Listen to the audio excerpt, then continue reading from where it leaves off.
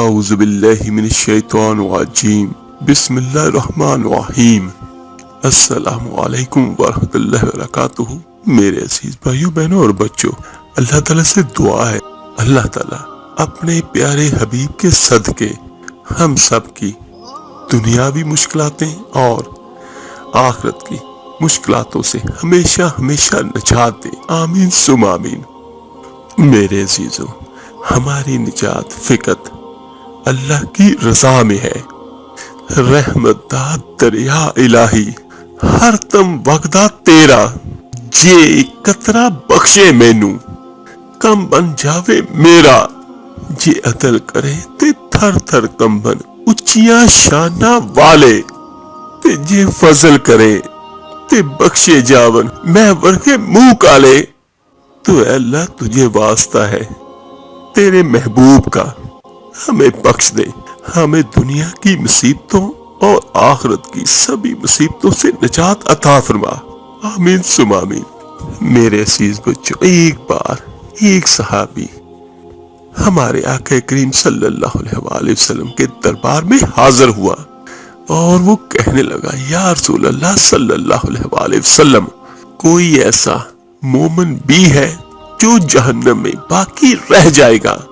تو فرمایا میرے آقا کریم نے، ہاں، ایک شخص جو جہنم کے گہرے گڑھے میں ہوگا اور وہ اونچی آواز سے یا حنانو یا منانو یا حنانو یا منانو پکار رہا ہوگا، اور اس کی آواز بلند ہوگی اور اس آواز کو حضرت جبرائیل علیہ السلام سنیں گے اور کہیں گے، العجب، عجیب بات ہے۔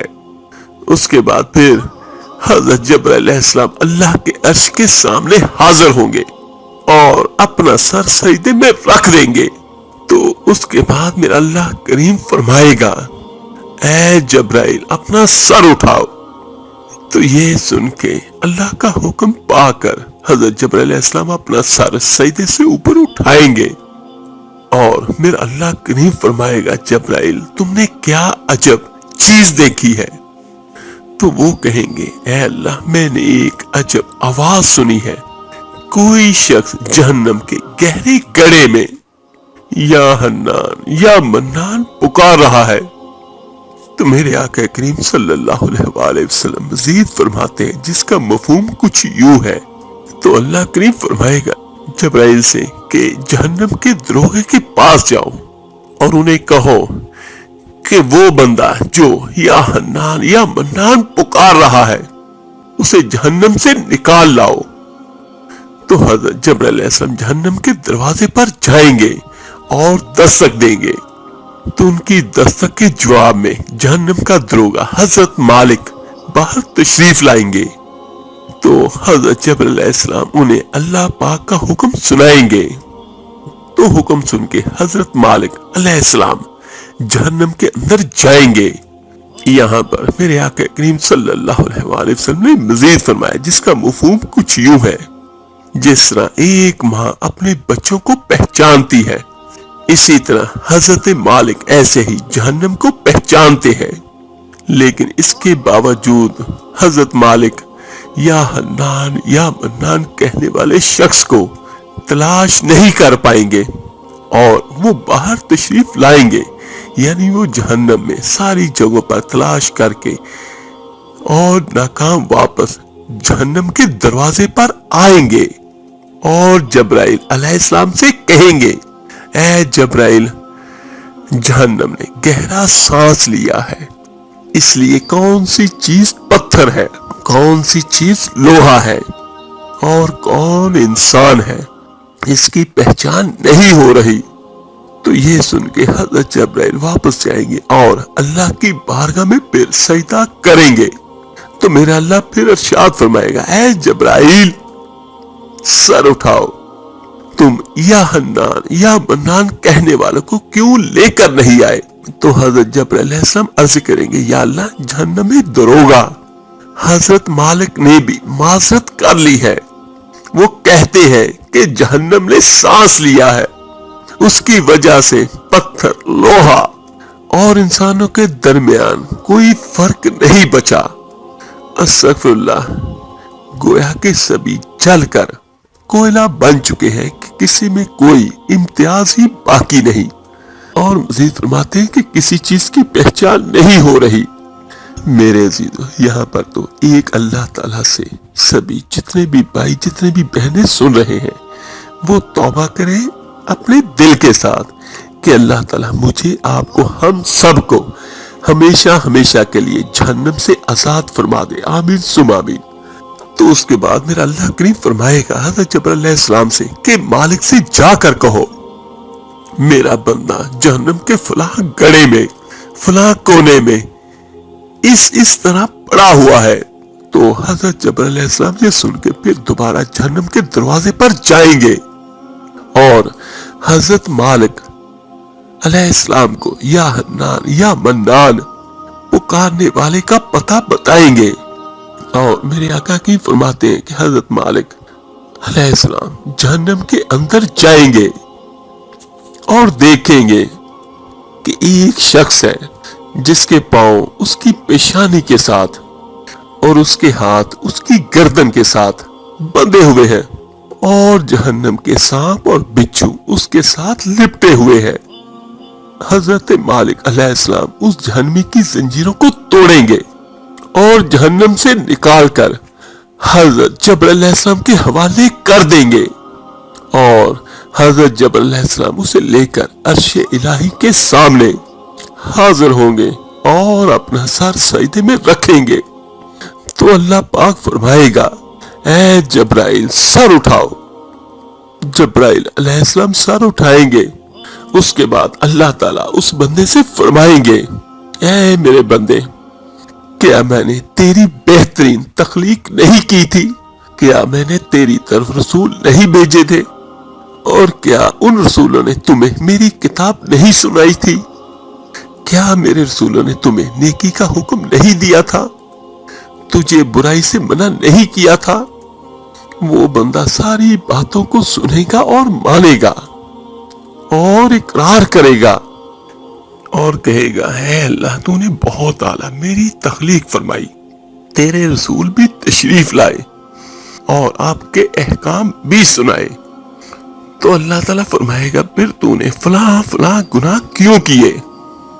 تو وہ عرض کرے گا یا اللہ میں نے اپنی جان پر ظلم کیا جس کی سزا میں مجھے جہنم میں ڈال دیا گیا، لیکن اللہ اس کے باوجود میری امید نہیں ٹوٹی، مجھے تیری رحمت سے امید تھی، اسی لیے میں یا حنان یا منان پکارتا رہا۔ اور مزید کہے گا اے اللہ تو نے اپنے فضل سے مجھے جہنم سے نکالا ہے، یا اللہ مجھ پر رحم فرما دے۔ تو اس کے بعد میرا اللہ کریم فرمائے گا اے فرشتوں گواہ ہو جاؤ، میں نے اس بندے پر رحم کیا اور اسے معاف کر دیا۔ سبحان اللہ، یہ ہے میرے اللہ کی رحمت اور اس کا کرم۔ کاش یہ الفاظ، یہ پیغام ہم سب کے لیے بھی آ جائے، آمین ثم آمین۔ تو میرے عزیز بھائیو بہنوں اور بچوں، آج کا جو ہمارا عمل اور وظیفہ ہے یہ اللہ تعالیٰ کے بابرکت نام یا حنانو یا منانو کا ہے، اور یہ اتنا بابرکت نام ہے اللہ تعالیٰ کے کہ یہ بیت اللہ کے غلاف پر بھی لکھے ہوئے ہیں، یا حنان یا منان۔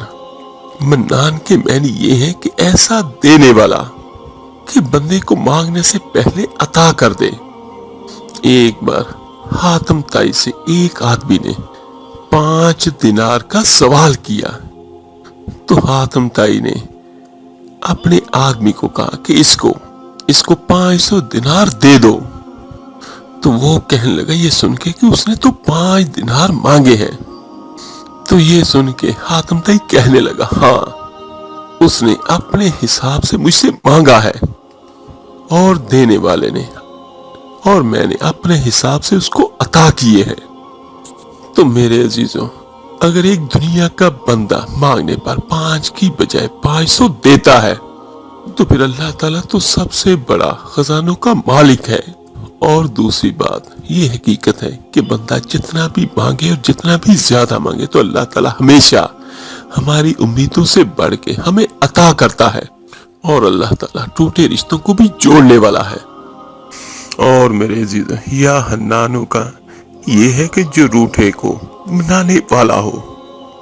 میرے عزیز بھائیو بہنوں اور بچوں، آج کا جو عمل یہ ہمارا اتنا زبردست اور غیبی روحانی اثرات رکھنے والا ہے، اور یہ والا عمل یا حنانو یا منانو بہت سارے لوگوں نے کیا بھی ہے۔ میرے عزیز بچوں، آج کی اس مشینی دور میں جہاں ہر طرف افراتفری اور نفسا نفسی کا عالم ہے، ہر شخص اپنے معاملات کو سلجھانے کی تگ و دو میں مصروف ہے، اور ایک ہماری بدقسمتی یہ بھی ہے کہ اگر کسی کے معاملات مالی طور پر بہت اچھی ہوں یا کسی سے قدرے بہتر ہوں تو کوئی بھی اس نعمت کو برداشت نہیں کرتا۔ حسد، کینہ، بغض، عناد، حتیٰ کہ جادو ٹونے کے ذریعے سے بھی لوگ اس کو نیچا دکھانے کی کوشش کرتے ہیں۔ تو میرے عزیز بھائیوں، اس سبھی کے لیے یہ آج والا عمل بہت بہترین ہے۔ اس کو اگر ہر اللہ کا بندہ یا اللہ کی بندی ہر فرض نماز کے بعد صرف ایک بار پڑھ لے گا تو اللہ تعالیٰ کی رحمت سے اس کے بہت زیادہ فضائل و فوائد اور برکات ہیں۔ اور ایک بات ہمیشہ یاد رکھیے گا کہ جتنا زیادہ آپ دل سے اور اہتمام سے پڑھیں گے، یعنی جس قدر آپ توجہ اور دھیان سے اس کو پڑھیں گے، اتنا زیادہ فائدہ آپ کو ہوگا، کیونکہ اللہ تعالیٰ بندے کے گمان کے مطابق اس سے معاملہ فرماتے ہیں۔ لہذا جتنا اکمل اور مکمل یقین اور گمان اللہ تعالیٰ کی ذات پر ہوگا، اتنے زیادہ فضائل و فوائد ہم سب کو حاصل ہوں گے۔ اور دوسرا، یقین کے ساتھ کسی بھی عمل کو کیجئے گا۔ شک جو ہے یہ عمل کو ختم کر دیتا ہے، یہ اس کے اثرات بہت کم کر دیتا ہے۔ میرے عزیزوں، ہر کام اللہ کی رحمت سے اور اس کے فضل سے ہوتا ہے۔ یہ میں آپ کو پہلے بھی بتا چکا ہوں کہ جو بھی وظائف اور عملیات ہم کرتے ہیں، یہ اللہ تعالیٰ کی رحمت حاصل کرنے کے لیے ہم کرتے ہیں، اور اللہ تعالیٰ کی ذات پر یقین ہی 100% ہمیں فائدہ دے گا۔ اور وظائف اللہ تعالیٰ کی مدد حاصل کرنے کے لیے اللہ کے ولیوں سے ثابت بھی ہے۔ میرے عزیز بھائیوں، کوشش کریں کہ ہر نماز کے بعد اول آخر 11 بار درود ابراہیمی نماز والا پڑھیں، اور اس کے بعد آپ نے صرف ایک تسبیح کرنی ہے درود شریف کے درمیان میں، یا حنان یا منان یا حنان یا منان۔ اور جو بھی آپ کی حاجت ہو یا جو بھی مشکل ہو تو اللہ تعالیٰ سے دعا کریں، انشاءاللہ تعالیٰ چند دنوں میں آپ کا مسئلہ حل ہوگا۔ اگر آپ اس حساب سے پڑھتے ہیں ہر فرض نماز کے بعد، پھر میں ریپیٹ کرتا ہوں کہ اگر آپ اس حساب سے پڑھتے ہیں کہ ہر فرض نماز کے بعد وہیں بیٹھے بیٹھے پڑھ لیں، اس کو بہت زیادہ وقت نہیں لگے گا۔ 11 بار درود پاک پہلے پڑھنا، 11 بار بعد میں، اور درمیان میں آپ نے صرف ایک تسبیح یعنی 100 بار آپ نے پڑھنا ہے، یا حنان یا منان یا حنان یا منان۔ اپنے ذہن میں تصور بھی رکھنا ہے، اور جب آپ کا یہ عمل روزانہ پورا ہو تو آپ نے دعا کرنی اللہ تعالیٰ سے۔ میرے عزیزوں، مال و دولت چاہیے، عزت چاہیے، رزق چاہیے، جو بھی چاہیے وہ اپنے اللہ سے مانگے، تو بے شک اللہ کی ذات ہے جو دینے پر قادر ہے، اور دینے کے بعد وہ جتلاتا بھی نہیں ہے۔ دنیا کے کسی انسان سے مانگے تو وہ بعد میں جتلا بھی دیتا ہے۔